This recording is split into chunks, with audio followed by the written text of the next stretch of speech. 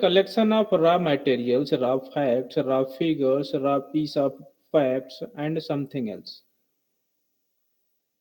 Because without data, there is no importance in computer science, or there is no importance of engineering without data. If you don't have data, you can't do anything.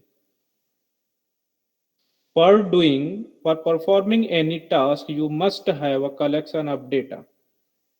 Suppose that you want to do marketing, आप देखते हो आपके mobile पे different different promotional calls आते हैं, आपके mobile number कहाँ से मिल जाते हैं? कंपनी के पास आपका डेटा है तभी तो आपको कॉल कर रहा है। अगर कंपनी के पास डेटा नहीं है तो कंपनी यूजलेस है, फिर कोई मतलब नहीं है, बैठे रहे। So data plays an important role. Data collection is the process of gathering and measuring the information from countless different sources.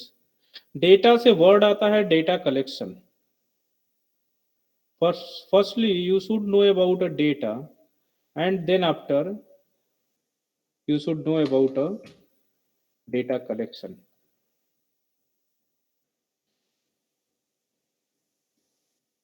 Right? तो फर्स्ट डेटा आता है, उसके बाद डेटा कलेक्शन आता है.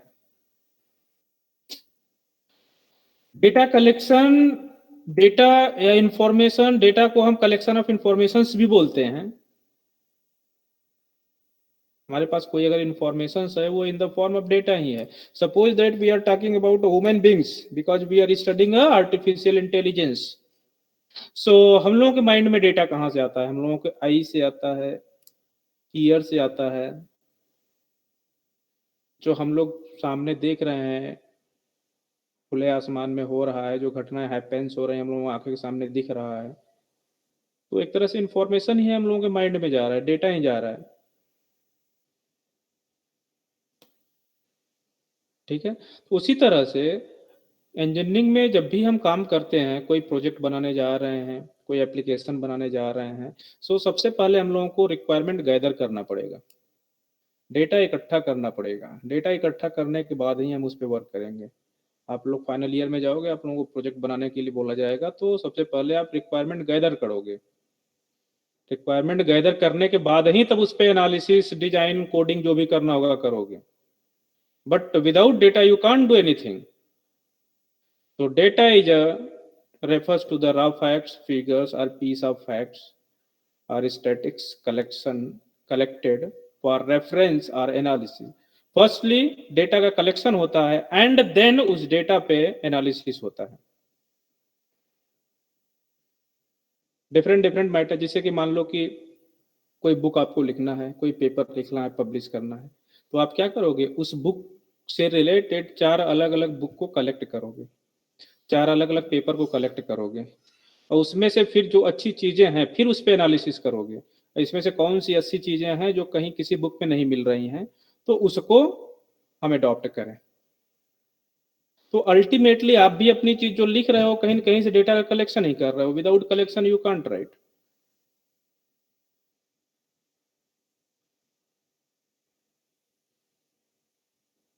सो data collection is the process of gathering, इकट्ठा करने की, and measuring information for a countless of different different sources. Different different source से जो इंफॉर्मेशन हम गैदर कर रहे हैं, उसके प्रोसेस को हम क्या बोलते हैं? डेटा कलेक्शन बोलते हैं.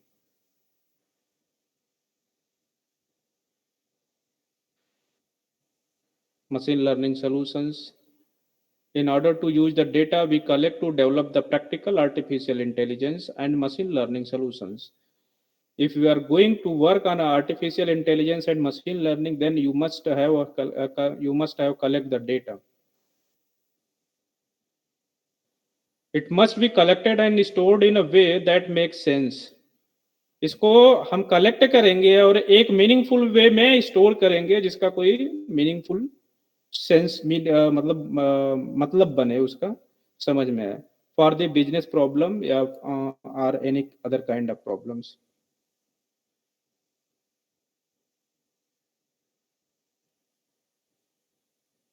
गुड क्वालिटी डेटा किसको कहते हैं? Good quality data fit for its purpose. Data quality है जब मेनी डायमेंशंस, डेटा क्वालिटी कई डायमेंशंस होते हैं जिसको बोला जाता है कि this data is very good quality. First one is the completeness. Data should be complete. Data has the expected comprehensive. For example, when someone gather phone numbers, आधा अधूरा डेटा नहीं। पता लगा हमने आपको भेजा कि जाओ बेटा डेटा कलेक्ट करके ले आओ, या सभी बच्चों का फोन नंबर कलेक्ट करके ले आओ, आधा अधूरा 10 डिजिट का नंबर होता है, 5 किसी का 5 डिजिट, किसी का 4 डिजिट आपने नोट करके हमको दे दिया, तो क्या वो डेटा कंप्लीट है? सो डेटा शुड बी कंप्लीट, तभी जाकर के उसका कोई मीनिंगफुल इंफॉर्मेशन बनेगा। Second one is the data, जैसे सपोज दैट आप किसी का फोन नंबर कलेक्ट कर रहे हो, बट उसके साथ उसका एरिया कोड भी कलेक्ट कर लो। हो सकता है किसी का इंडिया का नंबर हो, किसी का फॉरेन का हो, किसी का अमेरिका का हो, किसी का कहीं का हो, तो सबका केवल अगर नंबर आप कलेक्ट कर लोगे तो वी कांट आइडेंटिफाई और distinguish how to do work. Second one is the consistency. All the system across the data ecosystem contains the same informations. You know the meaning of consistency?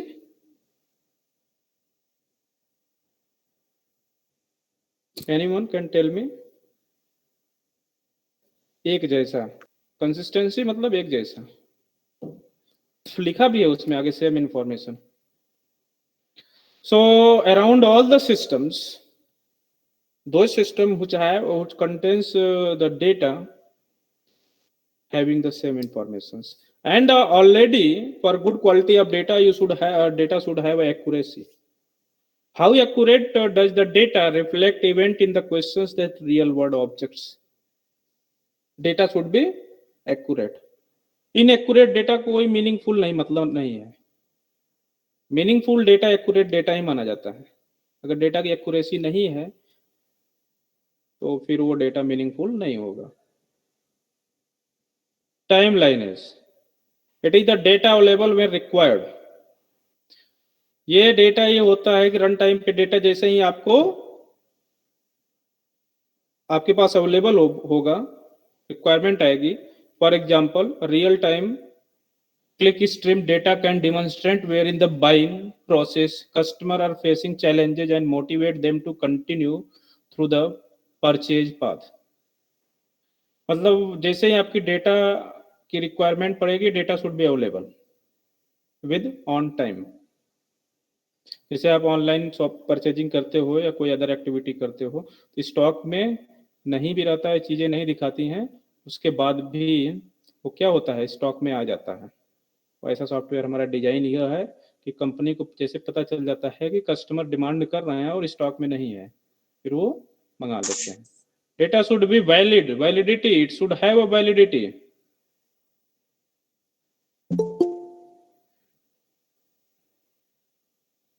It conforms to the structure of its definitions. थोड़ा सा technical term use हुआ है, आप ये इस तरह से मान लो कि डेटा की एक वैलिडिटी होनी चाहिए कि ये डेटा हमारा इस टाइम से इस टाइम तक हमको इसे यूज करना है। यहाँ पे तो डेटाबेस की डेफिनेशन के हिसाब से डिफाइन कर दिया है, ठीक है। And data should B uniqueness, मतलब एक यूनिक डेटा होना चाहिए। ऐसा नहीं कि हमने आपको कह दिया कि मोबाइल नंबर कलेक्ट करके ले आओ, तो उसमें आपने भर दिया पूरा मोबाइल नंबर, एक ही नंबर 4 बार भर दिया, तो डुप्लीकेसी आ गया, वहां पे रिडंडेंसी आ गया। आपने ध्यान दिया होगा, आप गए होगे सेंटर पे एग्जाम देने एकेटीयू के पेपर के समय, तो कुछ कॉलेज वाले वहां पे कॉलेज प्रमोशन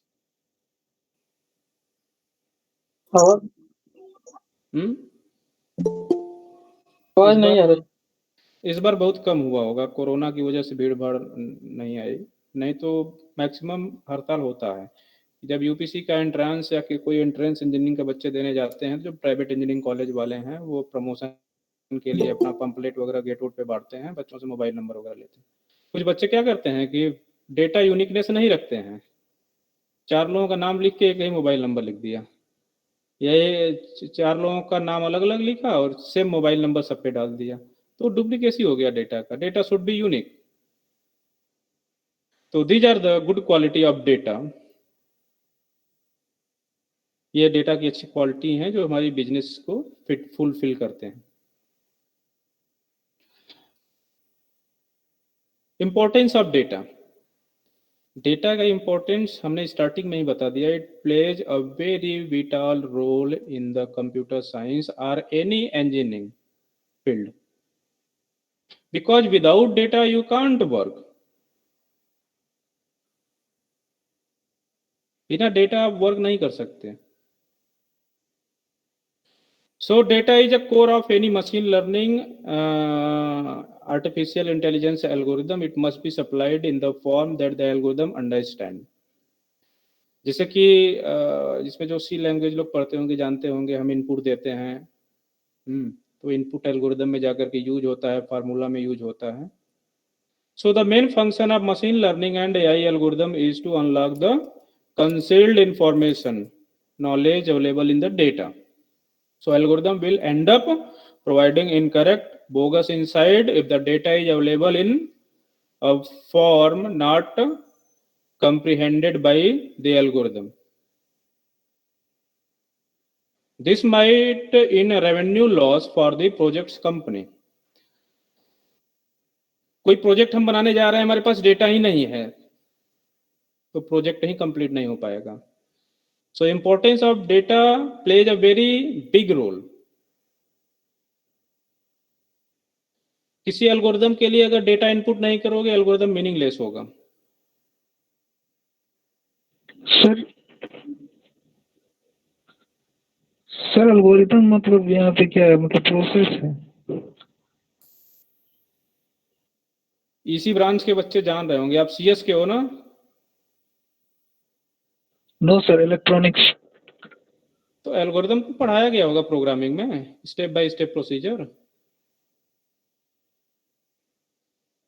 कोई किसी भी प्रोग्राम का एल्गोरिदम डिजाइन करते हैं, पहले एल्गोरिदम डिजाइन करते हैं, फिर उसी का प्रोग्राम बनाते हैं. तो एल्गोरिदम में स्टार्ट करते हो input two numbers A and B, check the number if A is greater than B, then A is okay sir. हैं, समझ गया सर. तो हम अगर प्रोग्रामिंग लैंग्वेज की भी बात करें तो वहां पे भी एल्गोरिदम में भी डेटा इंपॉर्टेंट है. So this was all about the importance of the data.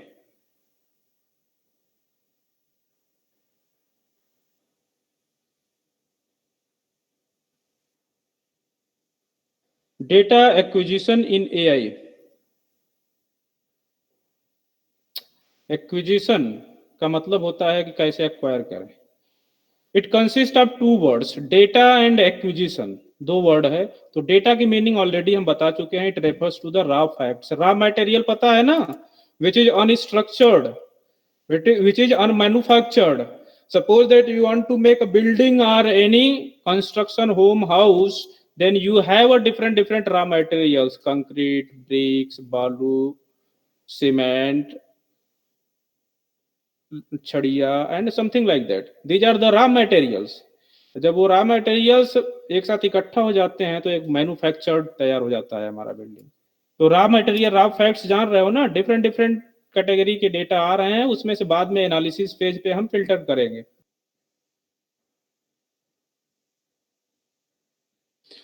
Acquisition मतलब it refers to acquiring a data for the projects. कोई प्रोजेक्ट बनाने जा रहे हैं, उसके लिए डेटा को हम कैसे अक्वायर करें. This process is known as acquisition process. Acquiring the data is known as acquisition. The stage of acquiring data from the relevant source is known as data acquisition.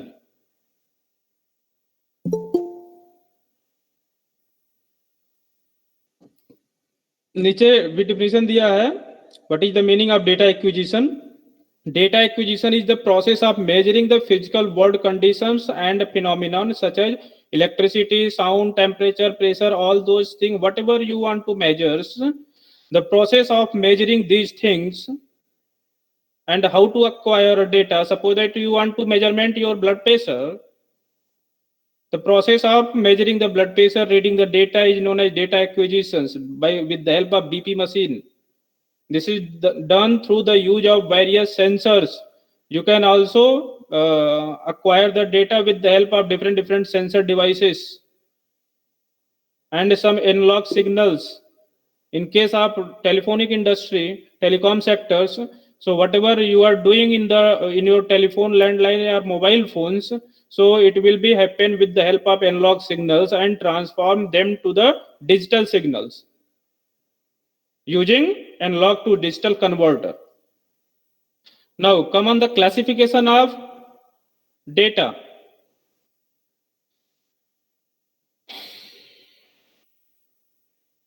Look at these diagrams. There are three type of data: basic, structured and others. Basic में दो आ जाते हैं, text data and numeric data. Numeric में दो आ जाते हैं, discrete and continuous.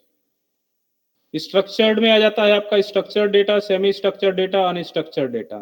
Others में भी बहुत सारे डेटा आ जाते हैं. मशीन डेटा हो गया, ओपन डेटा हो गया, स्पाशियो टेम्पोरल डेटा हो गया, टाइम स्टैम्प डेटा हो गया, रियल टाइम डेटा हो गया, बिग डेटा हो गया. ये सब बहुत डेटा की कई सारी टेक्नोलॉजीज हैं. सो आ जाओ कुछ बेसिक डेटा के बारे में आप जान लो. डिटेल एडवांस डेटा के बारे में तो बताएंगे नहीं, आपको कोई जरूरत नहीं है. जैसे न्यूमेरिक डेटा क्या होता है? It is mainly use for the computational process in the mathematics. जो हमारे न्यूमेरिक डेटा होते हैं, इसमें दो आ जाते हैं, डिस्क्रीट और कंटिन्यूअस डेटा. जैसे कि मैथमेटिक्स में इंटीजर न्यूमेरिक डेटा है, it does not have any decimal और fractional value. The countable data can be considered as the discrete data. Discrete data उसको बोलते हैं जिसको काउंट किया जा सके. Okay, so in the term of mathematics, numerical integer data is known as discrete data, and second one is the continuous data. It represents the data with any range. The uncountable data can be represented in this category.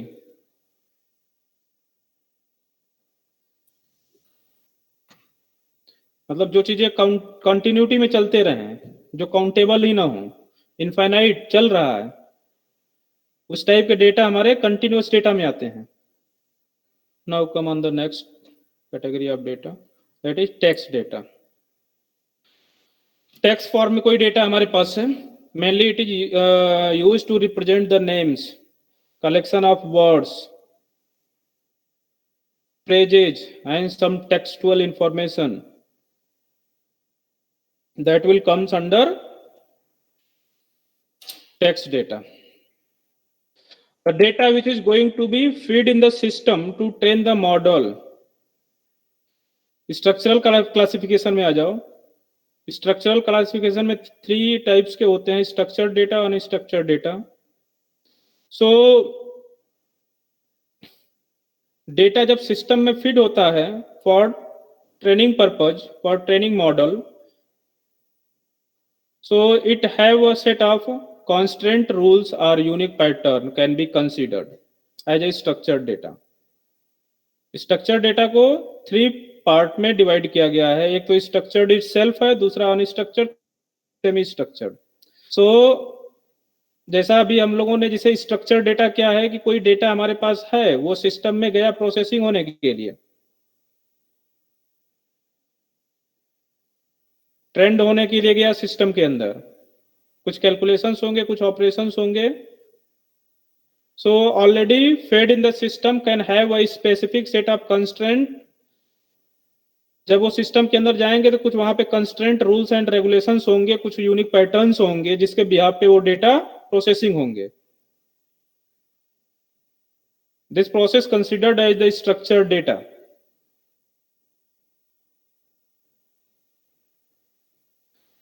For example, suppose that you have a data and just you can store your data in the tabular form, like as your cricket scoreboard. आप देखते होगे, अपने school का time table देखते होगे, college का time table देखते होगे, एग्जाम का डेट शीट देखते होगे.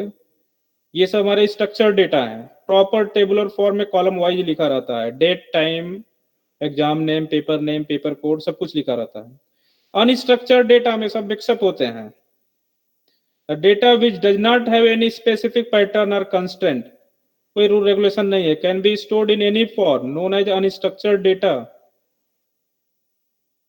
जैसे कि आजकल ऑनलाइन एक्टिविटीज हो रही हैं, यूट्यूब पे चले जाओ, कुछ भी सर्च कर लो, आ जाता है, सब अनस्ट्रक्चर्ड है, ऐसा नहीं कैटेगरी वाइज आता है। वीडियोज, फेसबुक, फोटोज, आप जितने भी फोटो अपलोड कर लो, वो अलग बात है कि आप उसको स्ट्रक्चर्ड बना के कर सकते हो, लेकिन अनस्ट्रक्चर्ड वे में भी कर सकते हो।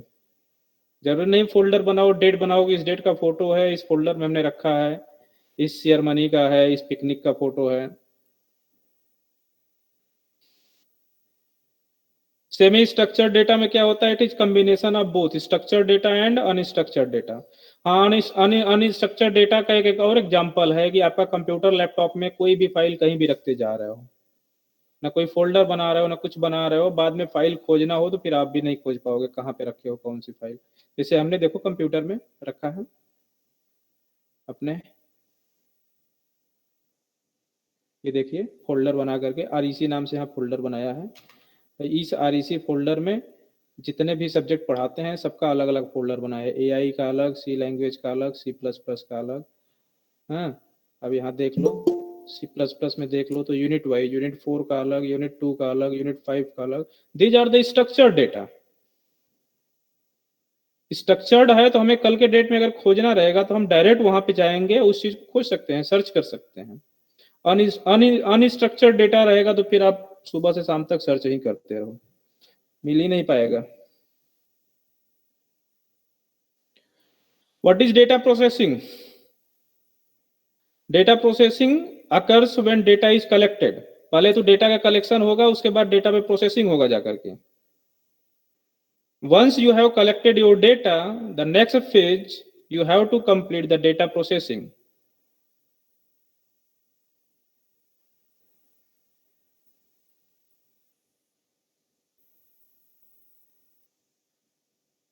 So data processing occurs when data is collected and translated into a usable information, usually performed by a data scientist or team of data scientists. It is important for data processing to be done correctly as not to be negatively affect to the end product or data outputs.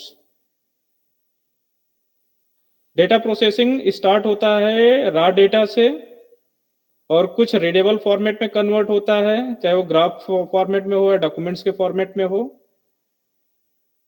And then interpret होता है computer द्वारा। 6 stages हैं data processing के। Firstly you should have collect the data. पहले आपका data collection होगा किसी particular source से कि डेटा हमने कलेक्ट कर लिया।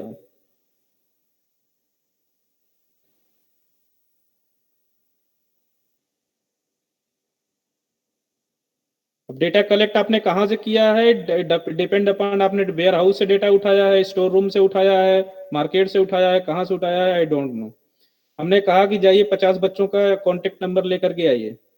आप 50 बच्चों से जाके मिलके कॉन्टेक्ट नंबर लाए हो या डायरेक्ट कॉलेज से जाकर के किसी प्रिंसिपल से या हेड से मिल करके वहां से आप इकट्ठा कर लिए हो, डजेंट मैटर। उसी को डेटा वेयर हाउस बोलते हैं। जिसे आप स्कूल में गए, डायरेक्ट प्रिंसिपल से जहां सारा डेटा रखा हुआ है वहां से डेटा उठा के लेके चले आए। डेटा कलेक्शन के बाद आता है second phase, data preparation. Data preparation में क्या होता है? It referred as a preprocessing is the stage of which raw data is cleaned up and organized for the following stage of data processing. During the data preparation, raw data is diligently checked for any errors. Purpose of this step is to eliminate bad data. मतलब कि pre processing, data process होने से पहले उसकी checking होती है, कोई errors तो नहीं है, कोई गलती तो नहीं है इस डेटा में। अगर कोई एरर गलती है तो प्री प्रोसेसिंग प्रिपरेशन स्टेज पे ही उसको निकाल दिया जाता है। जितने भी bad data, redundant, duplicate data है, खराब डेटा है, उन सबको, इनकरेक्ट डेटा है, उन सबको वहीं पे इसी स्टेज पे बाहर कर दिया जाता है। तब जाकर के आता है डेटा इनपुट। अब हमारे पास एक्चुअल डेटा बचा तो उसको हम सिस्टम में क्या करेंगे? इनपुट करेंगे। अपने एप्लीकेशन सॉफ्टवेयर में डेटा को इनपुट करेंगे। इनपुट करने के बाद फिर हमारा प्रोसेसिंग शुरू होगा, उस डेटा पे काम शुरू होगा, वर्क प्रोसेसिंग होगा, चाहे उसके लिए जो भी सॉफ्टवेयर यूज हो, डजेंट मैटर, चाहे वो मशीन लर्निंग में डेटा जा रहा है, एआई में जा रहा है, डीप लर्निंग में जा रहा है, डॉट नेट में जा रहा है, जावा में जा रहा है, मुझसे मतलब नहीं। डेटा इनपुट हुआ, वहां जाकर के प्रोग्राम रन हो रहा है, प्रोसेसिंग हो रहा है। भाई हमने बैंक में गए, हम पैसे जमा किए, हमारा कंप्यूटर में उन्होंने सॉफ्टवेयर खोला, उसमें डिपॉजिट वाले कॉलम में 5000 रुपए डिपॉजिट करके सबमिट किया। अब वो कहाँ मुंबई के सर्वर के पास गया कि डॉट नेट पे वो सर्वर बना है, जावा पे बना है, उससे मुझको मतलब नहीं, मेरा प्रोसेसिंग में हो गया, अब पैसा मेरा डिपॉजिट हो जाएगा, मेरे पासबुक में दिखाने लगेगा, स्टेटमेंट में दिखाने लगेगा। So once data has been prepared, data will go for input and then processing units. And finally, data output. When your processing will be completed, just you will get the result, output.